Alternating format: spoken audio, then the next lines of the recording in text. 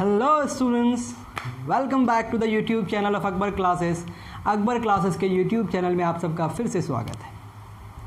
We are talking atomic structure. Atomic structure में अब तक हमने 3 लेक्चर्स रिकॉर्ड किए हैं। इन 3 लेक्चर्स में बातें कहाँ से कहाँ तक हुई है। अगर आप कहानी सुनेंगे तो कहानी शुरू कहाँ से हुई थी? एटम से। और हम थे कहाँ? ऑलमोस्ट 600 BC या 400 BC से कहानी शुरू किए थे। और हमने कहानी शुरू किया था किससे? प्लूटो से। प्लूटो ने क्या कहा था कि जो आपका मैटर है ये सिर्फ 4 एलिमेंट से मिलकर बने हैं। तो फिर एट दैट टाइम हमारे इंडियन कुछ फ़िलासफ़र थे और ग्रीक फ़िलासफ़र्स थे, उन्होंने इस बात को मानने से इनकार कर दिया और उन्होंने कुछ नए आइडियाज़ दिया। नए आइडियाज़ क्या था? एटम का concept. They were the first atomist. India में उसको परमाणु कहा गया और वहाँ उसको क्या कहा गया? एटम कहा गया। उन्होंने कहा कि हर मैटर का वो अल्टीमेट पार्टिकल होता है। लेकिन इन बातों का कुछ एक्सपेरिमेंटल एविडेंस नहीं होने की वजह से 2000 साल तक ये बातें दबी रह गई। फिर इस बात का एक्सपेरिमेंटल एविडेंस के साथ एक थ्योरी आई 1908 में, जिसको आपने डाल्टन्स एटॉमिक थ्योरी के नाम से पढ़ा था। उस फर्स्ट लेक्चर में हम लोग कवर किए थे। फिर हमने पढ़ा था डिस्कवरी ऑफ इलेक्ट्रॉन की डिस्कवरी कैसे हुई, जिसमें हमने कैथोड रे ट्यूब एक्सपेरिमेंट पढ़ा था। फिर सेकंड लेक्चर में हमने बात की प्रोटॉन की डिस्कवरी कैसे हुई।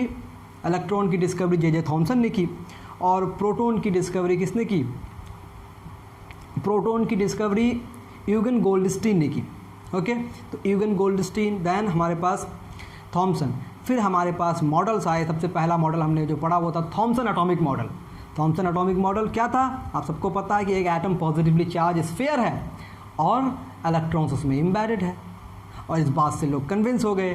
तो आया रदरफोर्ड ने इस बात का एक्सपेरिमेंटल एविडेंस को लोगों को बताने के लिए, एक्सपेरिमेंटली इस मॉडल को इस्टेब्लिश करने के लिए उन्होंने एक एक्सपेरिमेंट किया with the help of alpha particles. Alpha particles को जब उन्होंने गोल्ड फॉयल पे बम्बार्ड किया तो इस एक्सपेरिमेंट को उन्होंने नाम दिया रदरफोर्ड अल्फा स्कैटरिंग एक्सपेरिमेंट। और इस एक्सपेरिमेंट से पता चला कि ऐसा नहीं है कि पूरा का पूरा एटम पॉजिटिवली चार्ज स्फीयर है, बल्कि पूरा का पूरा पॉजिटिव चार्ज एटम के एक छोटे से रीजन, जिसको सेंट्रल रीजन कहा गया, उस सेंट्रल रीजन में कॉन्सेंट्रेटेड है। और एक एटम का सारा मास उसी रीजन में, उसी डेंस रीजन में कॉन्सेंट्रेटेड है। रदरफोर्ड यहीं तक अपनी कहानी को ख़त्म नहीं किया। रदरफोर्ड ने आगे क्या बताया? रदरफोर्ड ने कहा कि जो न्यूक्लियस है, जहाँ पर पूरा का पूरा मास कंसंट्रेटेड है एटम का, न्यूक्लियस का साइज एटम के कंपैरिजन में क्या है? नेग्लिजिबल है। लेकिन पूरा का पूरा मास उसी रीजन में है। और रदरफोर्ड के इस मॉडल को कहा गया रदरफोर्ड न्यूक्लियर मॉडल, और या फिर इस मॉडल को आप कह सकते हैं रदरफोर्ड प्लानिटरी मॉडल। अब रदरफोर्ड के मॉडल को रदरफोर्ड प्लानिटरी मॉडल क्यों कहा गया? क्योंकि आप अगर सन और प्लैनेट्स के बीच का अगर एक सिस्टम को देखते हैं तो क्या पाते हैं कि सन क्या करता है? सेंटर का रोल प्ले करता है और प्लैनेट्स उसके चारों तरफ रिवॉल्व करते हैं। इसी मॉडल को रिजेंबल अगर आप करेंगे माइक्रो पार्टिकल्स में, दैट इज़ इलेक्ट्रॉन्स और प्रोटॉन्स में, तो आप पाएंगे कि जो प्रोटॉन्स हैं वो एक सेंट्रल रीजन में कॉन्सेंट्रेटेड हैं, जिसको न्यूक्लियस कहा गया। उसके चारों तरफ इलेक्ट्रॉन्स रिवॉल्व करते हैं। तो इलेक्ट्रॉन्स किसके तरह बिहेव कर रहे हैं? प्लैनेट्स की तरह। और जो आपका न्यूक्लियस है वो सन के तरह बिहेव करता है। तो आप कह सकते हैं Rutherford nuclear model is similar to the solar system और प्लानिटरी मॉडल। रदरफोर्ड के एटॉमिक मॉडल को आप प्लानिटरी मॉडल भी कह सकते हैं। यहाँ तक बातें बिल्कुल क्लियर हो गई थी। अगर आप अपने पियर्सन की किताब को देखेंगे तो यहाँ तक चीज़ें हो गई क्लियर। अब जो हम आज के लेक्चर को करेंगे, अब तक हम लोग 9th और 8th की चीज़ों को कंबाइन कर रहे थे। अब हम लोग पूरी तरह फोकस करेंगे क्लास 8th के पियर्सन को, ताकि हम एक चीज़ को पूरी तरह से ख़त्म कर पाए। अगर 9th का भी शुरू कर दें साथ साथ तो चीज़ें एडवांस करनी पड़ेंगी। तो उसको हम अभी नए डिस्कशन में लाएंगे। हम 8th को अब फोकस करेंगे पूरी तरह से, और 9th के लिए फिर हमारे हायर लेक्चर्स बिल्कुल अलग होंगे। यानी कि अब से अब लेक्चर्स अलग अलग होने लगेंगे, 9th के अलग और 8th के अलग। आज हम क्या बात करने जा रहे हैं कि रदरफोर्ड ने जब अपना मॉडल दे दिया, क्या कहा उन्होंने? कि all the masses and all the positive charge are concentrated at the nucleus central region and electrons are revolving around it। और इसको उन्होंने प्लानिटरी मॉडल कह दिया, या फिर कह दिया कि सोलर सिस्टम के तरह ये बिहेव करता है। अब इसमें क्या गलती थी? क्या इसमें कमी रह गई? क्या इसमें ड्रॉबैक रह गए? इसको हम आज डिस्कस करेंगे। यानी कि आज के लेक्चर में हम डिस्कस करेंगे drawbacks of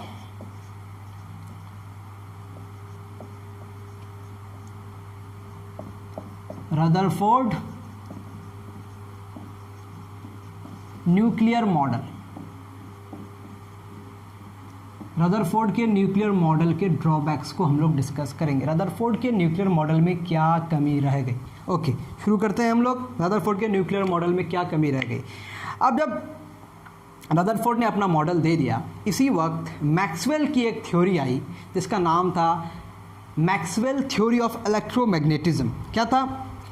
electromagnetic theory of Maxwell. इसको आप क्या कह सकते हैं? Electromagnetic theory of Maxwell.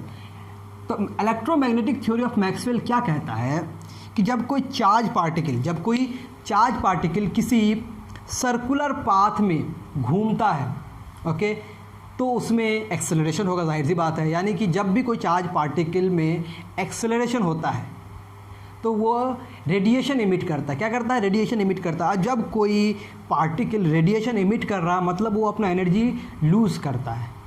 समझ पा रहे हैं मेरी बात कि when a charge particle is accelerated it will emit energy, ठीक है, in the form of radiation. अब electron is also a charge particle. You all very know कि जितने सारे इलेक्ट्रॉन्स होते हैं, इलेक्ट्रॉन्स हैव नेगेटिव चार्ज, यानी कि electrons are the negatively charge particles. अब ये इलेक्ट्रॉन जब सर्कुलर पाथ में घूम रहा है, अगर मान लेते हैं उसका स्पीड कांस्टेंट है, और स्पीड कांस्टेंट होता है, लेकिन वो जब सर्कुलर पाथ में घूमता है तो उसका हर इंस्टेंट में डायरेक्शन बदलता है। और आप कह सकते हैं अगर डायरेक्शन बदल गया तो उसकी वेलोसिटी बदलती है, और वेलोसिटी अगर बदल रही है तो एक्सेलरेशन में चेंज हो रहा है। तो आप कह सकते हैं कि आपका जो इलेक्ट्रॉन है इसमें एक्सेलरेशन है। अब जब ये एक्सेलरेटेड इलेक्ट्रॉन है तो ये भी क्या करेगा? एनर्जी इमिट करेगा इन द फॉर्म ऑफ रेडिएशन। अब जब इलेक्ट्रॉन मान लेते हैं ये आपका न्यूक्लियस है जो पॉजिटिव चार्जेस से बना हुआ है, और एक इलेक्ट्रॉन यहाँ घूम रहा था, ओके, इस तरह से घूम रहा था, ओके। अब जब ये इलेक्ट्रॉन घूम रहा है तो क्या करेगा? एनर्जी इमिट करेगा। एनर्जी इमिट क्यों करेगा? क्योंकि this is the charge particle. अब ये एनर्जी इमिट करने की वजह से अगले बार इसका पाथ घट जाएगा। अब ये पाथ घटना शुरू होते घटते क्या होगा? फाइनली यहाँ फॉल कर जाएगा, न्यूक्लियस में फॉल कर जाएगा। अगर इलेक्ट्रॉन न्यूक्लियस में ही फॉल कर गया तो क्या आपको लगता है एटम स्टेबल होगा? क्या ऐसा पॉसिबल है?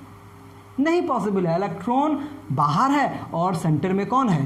प्रोटॉन्स हैं। कभी इलेक्ट्रॉन न्यूक्लियस में नहीं गिरता है। लेकिन अगर आप रदरफोर्ड के मॉडल को मान लें कि इलेक्ट्रॉन घूम रहा है न्यूक्लियस की चारों तरफ, तो सेंटर में फॉल कर जाएगा। यानी कि रदरफोर्ड एक्चुअली क्या हो गया? एक एटम की स्टेबिलिटी को एक्सप्लेन नहीं कर पाएगा। ऐसा कभी होता नहीं है। होता क्या है कि इलेक्ट्रॉन्स बस घूम रहा है अपने पाथ पे। तो हमें एक नेक्स्ट एक्सप्लेनेशन चाहिए। Before going to the next explanation हम लिख लेते हैं कि क्या है। According to the Maxwell theory of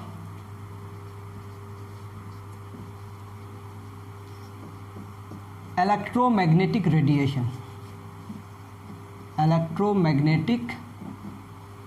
radiation. अब ये इलेक्ट्रोमैग्नेटिक रेडिएशन आपको समझ में नहीं भी आ सकती है बात कि इलेक्ट्रोमैग्नेटिक रेडिएशन क्या है। इलेक्ट्रोमैग्नेटिक रेडिएशन जब कोई चार्ज पार्टिकल घूमता है तो उसमें इलेक्ट्रोमैग्नेटिक कैरेक्टर आ जाता है। इलेक्ट्रिक फील्ड भी वो प्रोड्यूस करता है और मैग्नेटिक फील्ड भी प्रोड्यूस करता है। इस तरह की बातें आपको हायर क्लासेस में क्लियर होंगी। लेकिन अभी ये जान लें कि ऐसा रेडिएशन जिसमें इलेक्ट्रिक फील्ड भी और मैग्नेटिक फील्ड भी, उसको आप कहते हैं इलेक्ट्रोमैग्नेटिक रेडिएशन। तो क्या कह रहा है? According to the Maxwell theory of electromagnetic radiation, when a charged particle is accelerated it emits radiation। ये क्या करता है? रेडिएशन को इमिट करता है। hence electron will also emit radiation। Electron भी क्या करेगा? रेडिएशन को इमिट करेगा as it is also a negatively charged particle। negatively charged particle, okay, and on doing this its path will become spiral. Spiral आपको समझ में आता है कि धीरे धीरे वो घट रहा है, this is spiral, its path will become spiral and finally it will fall on the nucleus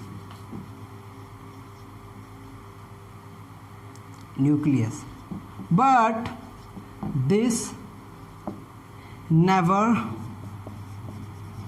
happens, ये कभी होता ही नहीं है, ये कभी होता ही नहीं है। hence we can say that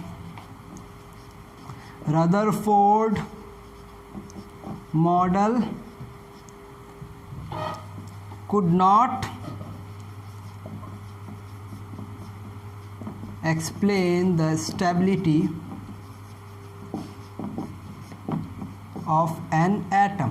atom की स्टेबिलिटी को रदरफोर्ड का मॉडल एक्सप्लेन नहीं कर पाया। क्या बात हो रही है, जब किसी इलेक्ट्रोमैग्नेटिक रेडिएशन अगर कोई है, okay, according to Maxwell theory of electromagnetic radiation, जब कोई चार्ज पार्टिकल में एक्सेलरेशन होगा वो रेडिएशन इमिट करेगा। अब इस रेडिएशन में एनर्जी होगी, जब एनर्जी वो लूज करेगा धीरे धीरे उसका पाथ घटता जाएगा और फाइनली इलेक्ट्रॉन क्या करेगा, न्यूक्लियस में फॉल कर जाएगा, जो कभी होता नहीं है। इसका मतलब जो होता नहीं है वो बात आपको समझ आ रही है थ्योरी के अकॉर्डिंग, मतलब आप एक्सप्लेनेशन सही नहीं दे पा रहे हैं।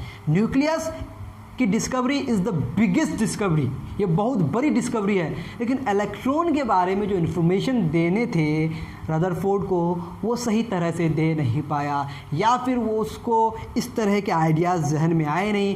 तो रदरफोर्ड के मॉडल को फिर बाद में एक्सप्लेन करने के लिए आया कौन, बोर, नील बोर। कौन आया, Niels Bohr. Niels Bohr have given another theory, another model after the Rutherford nuclear model. अब रदरफोर्ड न्यूक्लियर मॉडल फेल नहीं हुआ पूरी तरह से। रदरफोर्ड न्यूक्लियर मॉडल में सिर्फ इलेक्ट्रॉन के बारे में इंफॉर्मेशन सही नहीं दिया गया, न्यूक्लियस के बारे में 100% सही बात कही गई कि सारा मास न्यूक्लियस में है और पूरा का पूरा पॉजिटिव चार्ज न्यूक्लियस में है। रिमेंबर रदरफोर्ड का मॉडल कब आया, 1911 में। उसके 2 साल बाद नील बोर ने अपनी थ्योरी दी जिसका नाम था बोर एटॉमिक थ्योरी। ये बोर एटॉमिक थ्योरी, हालांकि अगर आप क्लासिकल देखें, मतलब क्लासिकल अप्रोच अगर इसका देखें, एटम को समझने चाहते हैं सिंपल तरीके से, तो बोर की जो थ्योरी है ये बहुत ज़्यादा यूज़फुल है। लेकिन हायर कॉन्सेप्ट यानी कि एटम के प्रेजेंट कॉन्सेप्ट को अगर आप समझना चाहते हैं, प्रेजेंट स्ट्रक्चर को समझना चाहते हैं, तो you need to know the quantum mechanical approach which is really difficult, जो हमारे इस लेवल से बिल्कुल आगे है। तो हम बस बोर की थ्योरी को सिंप्लीफाइड मेथड में, बोर के हायर कॉन्सेप्ट्स को भी नहीं पढ़ेंगे, बोर की कुछ सिंप्लीफाइड जो थ्योरीज़ हैं उसको हम डिस्कस कर लेंगे और हम मॉडल को समझ जाएंगे। तो इसके बाद बोर आया और चीज़ों को एक्सप्लेन किया। तो क्या कमी रह गई बोर की थ्योरी में, आप रदरफोर्ड की थ्योरी में आपको समझ में आ गई कि रदरफोर्ड का जो मॉडल है वो इलेक्ट्रोमैग्नेटिक थ्योरी ऑफ रेडिएशन को, इलेक्ट्रोमैग्नेटिक रेडिएशन के थ्योरी को एक्सप्लेन नहीं कर पाया, उसके अकॉर्डिंग एटम के मॉडल को अपना एक्सप्लेन नहीं कर पाया।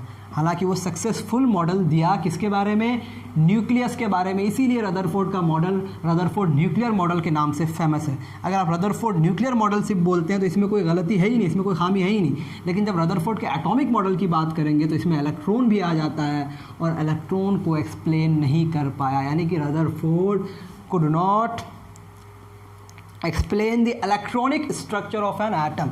अगर आप बोलेंगे दूसरी बात तो क्या बोल सकते हैं, Rutherford could not explain the electronic structure of an atom। Okay, उनको लगा था इस पर तो कोई बात ही नहीं, क्योंकि एटम का पूरा मास जब प्रोटॉन के पास है तो इलेक्ट्रॉन की वजह से कोई होगी नहीं बात। अब इलेक्ट्रॉन की प्रॉपर्टीज़ बहुत ज़्यादा इंपॉर्टेंट है, तो इन इलेक्ट्रॉन की प्रॉपर्टीज़ पर, इन इलेक्ट्रॉन के स्ट्रक्चर पर काम किसने किया, नील बोर। तो अब आता है हमारा कौन, नील बोर साहब। इसको हम बोलेंगे बोर्स एटॉमिक मॉडल। क्या बोलेंगे, बोर्स एटॉमिक मॉडल। बहुत ही सिंपल तरीके से इसको हम लोग पढ़ेंगे। बोर्स एटॉमिक मॉडल कब दिया गया?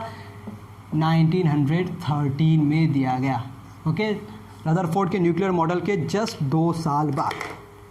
अब बोर का मॉडल क्या कहता है? इलेक्ट्रॉनिक स्ट्रक्चर पे बात किया, न्यूक्लियस पूरी तरह से इस्टेब्लिश हो गया according to Rutherford.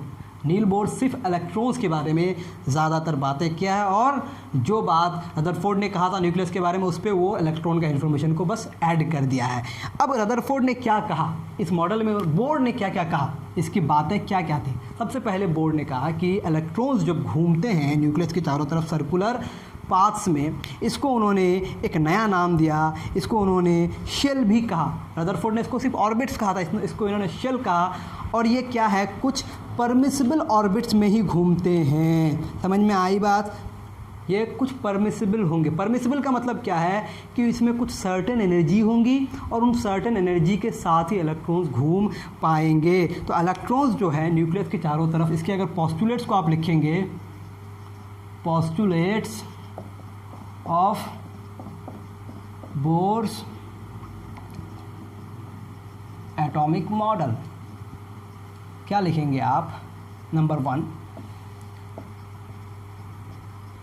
electrons revolve around the nucleus in certain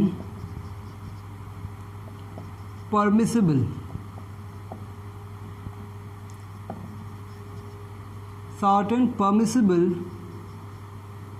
circular paths, certain permissible, मतलब परमिसिबल क्या कि उसकी सर्टेन कुछ एनर्जी होगी। Electrons revolve around the nucleus in certain permissible circular path. Rutherford ने क्या कहा था? Circular path. इन्होंने क्या कहा? Permissible circular path. अब इसको ऐसे नहीं कहा उन्होंने, बहुत सारे इसके पीछे उन्होंने एक्सपेरिमेंटल एविडेंस दिए, मैथमेटिकल डेटाज दिए, तब अपनी बात कही। ऐसा नहीं कि सिंपल बस स्टेटमेंट था, इसके पीछे बहुत सारे मैथमेटिकल एनालिसिस थे। Okay, electrons revolve around the nucleus in certain permissible circular path called, पहले तो उसको ऑर्बिट्स कहा ही उन्होंने, ऑर्बिट्स हटा नहीं, इसको और भी कहा गया शेल। अब इसको और एक नया नाम दिया गया, एनर्जी लेवल। ओके, ये हो गई पहली बात। अब क्या है, ये जो एनर्जी लेवल, इसका नाम क्यों कहा गया है? क्योंकि दूसरी बात अगर आप बोलेंगे, इलेक्ट्रॉन्स जिन शेल में घूम रहे हैं उसके पास एक फिक्स्ड एनर्जी होती है। समझ में आई बात? The electron in each orbit has fixed energy. एक एक ऑर्बिट में इलेक्ट्रॉन की एनर्जी क्या है? फिक्स्ड है, इसीलिए इसको एनर्जी लेवल भी कहा जाता है। क्यों? क्योंकि उसके पास एनर्जी फिक्स्ड होगी। ऐसा नहीं कि एक शेल में घूम रहा है तो उसकी एनर्जी भी सेम है, अगले शेल में घूम रहा है तब भी उसकी एनर्जी सेम है। अलग अलग शेल में घूम रहा है तो अलग अलग एनर्जी है, और ये एनर्जी कुछ भी नहीं हो सकता, इसके कुछ स्पेसिफिक वैल्यूज़ होंगे, और वो वैल्यूज़ क्या है? परमिसिबल वैल्यूज़ हैं, कुछ सर्टेन वैल्यूज़ हैं, कुछ सर्टेन अलाउड शेल ही हैं, कहीं भी नहीं घूम सकते हैं, कुछ स्पेसिफिक डिस्टेंस में ही घूमेंगे। ओके, अब जब एनर्जी की बात आ गई तो ये एनर्जी, जब इलेक्ट्रोमैग्नेटिक थ्योरी जो हम लोग पढ़ते हैं, Maxwell theory of electromagnetic radiation, उसके अकॉर्डिंग इलेक्ट्रॉन एक चार्ज पार्टिकल, वो जब घूमेगा सर्कुलर ऑर्बिट में तो इलेक्ट्रॉन एनर्जी इमिट करेगा रेडिएशंस के फॉर्म में। लेकिन रदरफोर्ड ने क्या कहा कि जब कोई इलेक्ट्रॉन अपने सर्कुलर पाथ में घूमता है तो वो एनर्जी रिलीज़ नहीं करता है, उसका एनर्जी क्या होता है? कांस्टेंट रहता है। तो क्या करेंगे हम लोग? तीसरी बात, the electron when revolving in an orbit, the electron when revolving in an orbit, हमेशा रिवॉल्व करता है, have constant energy and it never emits any radiation. Okay, अब ये क्या कहा उन्होंने कि इसकी एनर्जी कांस्टेंट रहती है और ये रेडिएशन को एमिट नहीं करता। This was the third statement. अब फोर्थ स्टेटमेंट क्या था, अभी मैं इसको पिक्टोरियल फॉर्म में आपको दिखाने की कोशिश करूँगा। पहली बात, सर्टेन पास में ही घूमेंगे, उसकी एनर्जी फिक्स होगी इलेक्ट्रॉन्स की, और जब वो घूम रहा है तो एनर्जी इमिट नहीं कर रहा। चौथी बात क्या है कि इलेक्ट्रॉन क्या कर सकता है, एक शेल में अगर घूम रहा है, मान लेते हैं एक लोअर शेल में घूम रहा है तो हायर शेल में जा सकता है, हायर शेल में जा सकता है जब वो एनर्जी एब्जॉर्ब करे। अब जाहिर सी बात है, आप मान लेते हैं किसी मैटर को हीट कर रहे हैं, आप एनर्जी एब्जॉर्ब कर रहा है ना, या फिर सनलाइट उस पर आ रही है तो एनर्जी एब्जॉर्ब करता है। अगर कोई एटम के इलेक्ट्रॉन्स क्या करता है, एनर्जी एब्जॉर्ब करता है, अगर उसको सफिशिएंट एनर्जी मिल जाती है तो वो क्या कर सकता है, हायर एनर्जी ऑर्बिट्स में जा सकता है, हायर एनर्जी लेवल में जा सकते हैं। समझ में आई बात? तो an electron can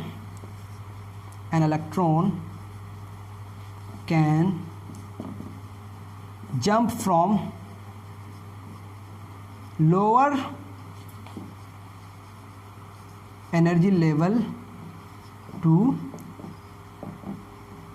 hire energy level.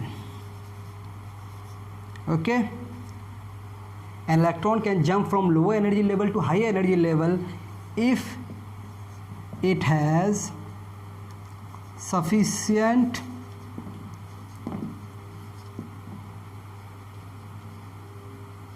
amount of absorbed energy।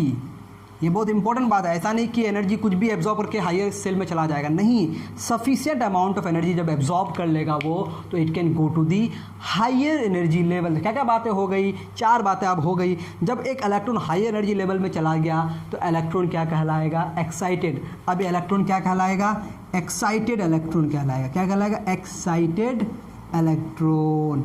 अब इलेक्ट्रॉन अगर एक्साइटेड हो गया तो एटम भी एक्साइटेड हो गया, और एक्साइटेड का मतलब हाई एनर्जी, एनर्जी एब्जॉर्ब कर लिया ना, और एनर्जी हाई होने का मतलब इनस्टेबिलिटी। तो जब कोई एटम के इलेक्ट्रॉन एनर्जी एब्जॉर्ब करके हायर एनर्जी लेवल में चला जाता है तो वो अनस्टेबल हो जाता है, उसमें इनस्टेबिलिटी आ जाती है, तो वो फिर एनर्जी इमिट करता है, फिर एनर्जी क्या करता है, इमिट करता है। इसका मतलब नंबर 5 आप बोल सकते हैं, an electron can jump from higher energy level to lower energy level by releasing energy. Energy release करके वो लोअर में आ जाएगा। कब? Only it has absorbed energy। समझ में आई बात? ओनली एब्जॉर्ब एनर्जी की जगह पे हम क्या लिख सकते हैं, only if it is excited. This is very very important. Excited होगा तभी वो लोअर में आएगा। ऐसा नहीं जिस तरह से लोअर से हायर में एब्जॉर्ब करने पर जा सकता है, ऐसा नहीं कि कोई हायर शेल में ऑलरेडी है और वो लोअर में आ जाएगा, ऐसा कभी नहीं होगा। वो कब होगा, जब वो ऑलरेडी एक्साइटेड हो, यानी कि उसके पास एब्जॉर्ब एनर्जी है, तभी वो वापस लोअर में आ सकता है। तो दिस कैन हैपन। ये सारी बातें हो गई। अब इसको अगर आप पिक्टोरियल फॉर्म में देखना चाहेंगे तो ये मान लेता है आपका न्यूक्लियस हो गया। ओके, इस तरह से आपके पास सर्कुलर ऑर्बिट्स होंगे। Okay, these are the circular orbits. इस तरह से आपके पास सर्कुलर ऑर्बिट्स होंगे। ओके, आप देख सकते हैं, जितना हमारे पास बनता है उतना बना देते हैं, बाकी आप इमेजिन कर लेंगे। ये आपका क्या हो गया, न्यूक्लियस। अब इलेक्ट्रॉन्स इसमें घूम रहे हैं, इलेक्ट्रॉन्स इसमें घूम रहे हैं, इलेक्ट्रॉन्स इसमें घूम रहे हैं, इलेक्ट्रॉन्स इसमें घूम रहे हैं। ओके, अलग अलग शेल में इलेक्ट्रॉन्स घूम रहे हैं, किसी में कम, किसी में ज़्यादा। अब किस में कितने घूम रहे हैं ये हम लोग फर्दर जानेंगे, जिसको अब इलेक्ट्रॉनिक कन्फिग्रेशन कहेंगे। तो ये जो सबसे पहला शेल है, सबसे पहला शेल है, इसका नाम रखा गया के मतलब सबसे पहला शेल। इसके लिए हम लोग n का वैल्यू बताते हैं 1। दूसरा शेल को कहा गया है L, इसके लिए n का वैल्यू हो गया 2। तीसरा शेल को कहा गया है M, इसके लिए n का वैल्यू हो गया 3। और चौथा सेल को कहा गया है N, इसके लिए n का वैल्यू हो गया 4 और इसी तरह से ये आगे बढ़ता जाएगा। हमारे पास पॉसिबल कितने हैं? टोटल 7 पॉसिबल सेल्स होते हैं। मैथमेटिकली इनफाइनाइट हो सकते हैं बट पॉसिबल जो है वो 7 है। ये बात समझ में आ रही है। अब एक इलेक्ट्रॉन न्यूक्लियस के करीब है, अट्रैक्शन है, न्यूक्लियस के और दूर हो रहा है और अट्रैक्शन घट रहा है। तो अट्रैक्शन जैसे जैसे बढ़ता है, अट्रैक्शन जैसे जैसे घटता है न्यूक्लियस और इलेक्ट्रॉन के बीच में, वैसे वैसे इलेक्ट्रॉन की एनर्जी बढ़ती है। तो आप कह सकते हैं इसके आगे 5वें के बाद अगर आप छठा लिखना चाहेंगे तो आप लिख सकते हैं, छठा में बोल सकते हैं as the distance between electron and nucleus increases the energy of electron also increases। समझ में आ रही बात?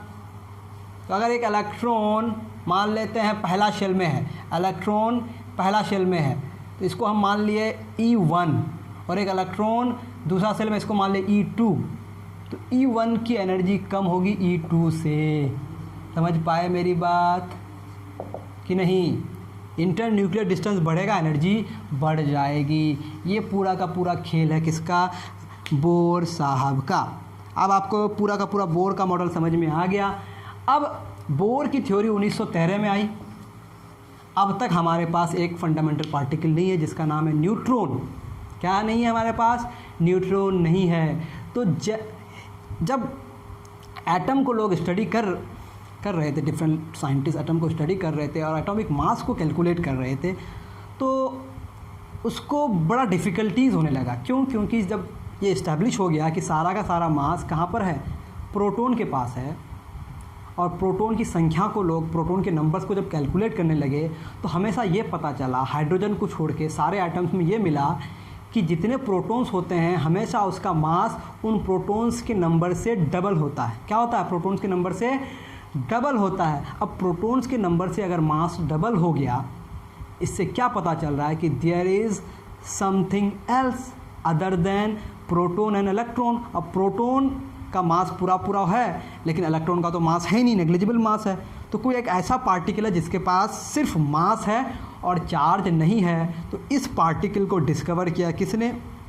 जेम्स चैडविक ने 1932। जिस तरह से हमने इलेक्ट्रॉन की डिस्कवरी पढ़ी, प्रोटॉन की डिस्कवरी पढ़ी, न्यूट्रॉन की डिस्कवरी को हम लोग डिटेल तो नहीं पढ़ेंगे, लेकिन मैं बता दूं जेम्स चैडविक को आइडिया कहाँ से आया? मास से। जब मास को लोग कैलकुलेट करने लगे तो पाया कि प्रोटॉन के मास के अलावा भी कुछ मास है, लेकिन ये मास के पार्टिकल क्या है इसको डिस्कवर करके किसने बताया? जेम्स चैडविक ने 1932 में। उन्होंने क्या लिया? बेरिलियम का एक शीट लिया, अल्फा पार्टिकल को उसमें बम्बार्ड किया और एक नए पार्टिकल को डिस्कवर कर दिया which is known as neutron. तो अब 1932 के बाद हमारे पास 3 फंडामेंटल पार्टिकल्स हो गए, एक इलेक्ट्रॉन, एक प्रोटॉन, एक न्यूट्रॉन। ये तीनों क्या कहलाते हैं? सब एटॉमिक पार्टिकल्स। ये बोर थ्योरी थी। अब बोर थ्योरी के बाद हमारे पास क्या है? 3 सब एटॉमिक पार्टिकल्स हैं। एक हो गया इलेक्ट्रॉन, एक हो गया प्रोटॉन और एक हो गया न्यूट्रॉन। सब एटॉमिक पार्टिकल्स कौन कौन से हैं?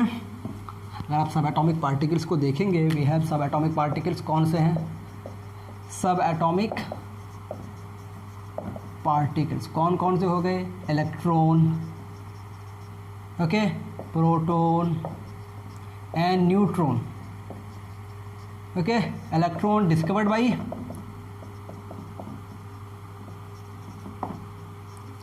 J.J. Thomson, proton discovered by Eugen Goldstein, and neutron was discovered by James Chadwick। और ये कब डिस्कवर हुआ? 1932 में। इसके बाद हमको तीनों फंडामेंटल पार्टिकल मिल गए, तीनों सब एटॉमिक पार्टिकल मिल गए। अगर आप इनकी कैरेक्टरिस्टिक प्रॉपर्टीज़ को जानने की कोशिश करेंगे, मान लेते हैं आपके पास यहाँ इलेक्ट्रॉन है, इलेक्ट्रॉन को हम लोग सिंबलाइज करते हैं E से, प्रोटॉन को हम लोग P से और न्यूट्रॉन को स्मॉल n से। फिर हमारे पास प्रोटॉन है एंड न्यूट्रॉन है। तीनों की प्रॉपर्टीज़ को देखने की कोशिश करते हैं हम लोग। सबसे पहली बात, इलेक्ट्रॉन जो है ये नेगेटिवली चार्ज पार्टिकल है, proton positively charge particle, neutron इस पर कोई चार्ज ही नहीं है। तो चार्ज की अगर हम लोग बात करें, चार्ज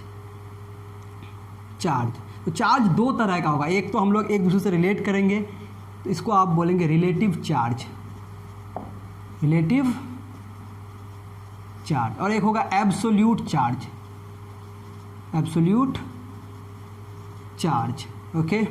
सबसे पहले चार्ज की बात कर लेते हैं। ये हमारे पास क्या है, ये तीनों, दीज आर दी सब एटॉमिक पार्टिकल्स, ओके। मैं बस इसकी कैरेक्टरिस्टिक प्रॉपर्टीज़ को लिखता हूँ। इलेक्ट्रॉन पर रिलेटिव चार्ज है -1, कि इलेक्ट्रॉन से छोटे तो पार्टिकल हम कंसीडर नहीं कर रहे हैं ना। Electron is the smallest particle, इसके एक पार्टिकल के चार्ज को एक यूनिट माना है और ये नेगेटिव है तो -1 हो गया। तो प्रोटॉन पर सेम चार्ज है लेकिन प्लस, और न्यूट्रॉन के पास चार्ज ही नहीं है। अब एब्सोल्यूट चार्ज की अगर बात करें, एग्जैक्ट वैल्यू, चार्ज का वैल्यू को एग्जैक्टली अगर निकालना चाहेंगे तो इलेक्ट्रॉन के पास होता है कूलम, इसका यूनिट होता है चार्ज का, तो 1.6 × 10⁻⁻19 कूलम, COULOMB। इसको आप सिंपली C लिखते हैं, ओके। बस यहाँ पर आप क्या लिखेंगे, विथ नेगेटिव साइन, ठीक है। और प्रोटॉन के पास प्लस 1.6 × 10⁻⁻19 कूलम। अब न्यूट्रॉन इधर भी 0 तो इधर भी 0। अब अगर मास की बात करें तो मास भी दो तरह का होगा, एक होगा रिलेटिव मास, एक दूसरे से रिलेट जब करेंगे रिलेटिव मास, एक होगा एब्सोल्यूट मास, एब्सोल्यूट मास। तो देख लेते हैं रिलेटिव मास क्या है। रिलेटिव मास इलेक्ट्रॉन और प्रोटॉन, हमने पहले बात बताया, रदरफोर्ड ने भी यही बात बताई कि इलेक्ट्रॉन का मास प्रोटॉन के मास के कंपैरिजन में नेग्लिजिबल है। तो एक दूसरे का देखें, अगर प्रोटॉन के मास को एक यूनिट माने तो इसका मास क्या हो जाएगा, 0। समझ में आई बात। इसको हम यूनिट बोल रहे हैं, यूनिट, इसको आप यूनिट बोलेंगे, सिर्फ यूनिट, कोई किलोग्राम ग्राम ये सब कुछ नहीं है, बस यूनिट। हम रिलेट कर रहे हैं, उसका कोई यूनिट नहीं होगा। रिलेट जब करेंगे दूसरे से कोई यूनिट नहीं होगा। एक 0 है तो एक है। अब न्यूट्रॉन का मास को भी एक ही माना गया, यानी कि प्रोटॉन और न्यूट्रॉन का मास ऑलमोस्ट सेम होता है। अब एब्सोल्यूट मास अगर देखेंगे तो इलेक्ट्रॉन का मास है 9.1 × 10⁻⁻31 किलोग्राम, -31। सोचते रहिए अब कितना छोटा है। इसका होता है 1.67 × 10⁻⁻27 किलोग्राम, और इसका भी 1.67 × 10⁻⁻27 किलोग्राम।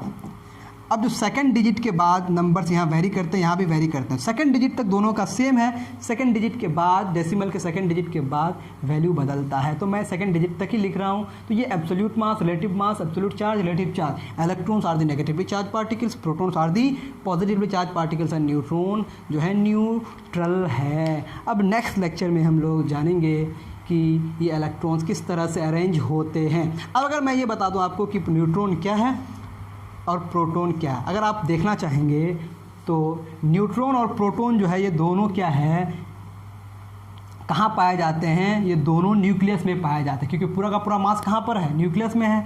और इलेक्ट्रॉन क्या है, न्यूक्लियस के बाहर। तो इलेक्ट्रॉन को आप बोल सकते हैं found in extra nuclear region. Nucleus के अलावे जो रीजन है उसको एक्स्ट्रा न्यूक्लियर बोलेंगे। और ये दोनों कहाँ पे है, फाउंड इन द न्यूक्लियस। अब क्या समझ में आई नई बात आपको? नई बात तो नहीं कि पूरा का प्रोटॉन और न्यूट्रॉन कहाँ पर है, न्यूक्लियस में है, न्यूक्लियर फोर्स के साथ जुड़ा हुआ, और इलेक्ट्रॉन उसके चारों तरफ घूम रहे हैं। और वो कहाँ कहाँ घूम रहे हैं, कुछ परमिसिबल पाथ्स में घूम रहे हैं। इन परमिसिबल पाथ्स में अलग अलग इलेक्ट्रॉन की अपनी अपनी स्पेसिफिक एनर्जी होती है, और ये एनर्जी अलाउड एनर्जी या फिर परमिसिबल एनर्जी या फिर स्पेसिफिक एनर्जी कहलाती है। इसलिए इन पाथ्स को कहा गया एनर्जी लेवल। अब एक इलेक्ट्रॉन एनर्जी अगर एब्जॉर्ब किया तो हायर शेल में जा सकता है। अब हायर शेल में जाने के बाद एनर्जी लूज करके लोअर शेल में भी आ सकता है। समझ पा रहे बात? और जैसे जैसे इलेक्ट्रॉन का डिस्टेंस बढ़ता है, क्योंकि जब लोअर शेल से हायर शेल में जा रहा है तो एनर्जी एब्जॉर्ब करना पड़ रहा है, मतलब हायर शेल में जब कोई इलेक्ट्रॉन रह रहा है तो उसकी एनर्जी ज़्यादा है, लोअर शेल में रह रहा है तो एनर्जी कम है। तो जैसे जैसे डिस्टेंस बढ़ता है इलेक्ट्रॉन का न्यूक्लियस से, एनर्जी उसकी बढ़ जाती है। तो this is all about Bohr's atomic theory आपके लेवल के लिए। इसमें अब नेक्स्ट क्लास में हम लोग बात करेंगे एटॉमिक नंबर पे, मास नंबर पे, कि एटॉमिक नंबर मास नंबर कहाँ से आया। फिर हम electronic arrangement that is electronic configuration discuss करेंगे। Then we will finish our chapter, फिर हम आइसोटोप्स और आइसोबार्स को भी डिस्कस कर लेंगे। आज के लिए इतना ही, दीजिए इजाज़त। और अकबर क्लासेस के वीडियोस को आप देखते रहिए, लाइक करते रहिए, सब्सक्राइब करते रहिए, शेयर करते रहिए, जो जो चीज़ें होती हैं वो करते रहिए ताकि हम लोग मोटिवेट हो पाएँ। और आपका अगर कोई डिमांड है तो उस डिमांड को लिखें आप, क्योंकि हम तो अपने अकॉर्डिंग चीज़ें कर रहे हैं। और अगर आप अपनी राय बताएंगे कि आपको क्या चाहिए, आपको क्या चीज़ की ज़रूरत है, तो उस पर भी हम लोग काम करने की कोशिश करेंगे। Thank you very much.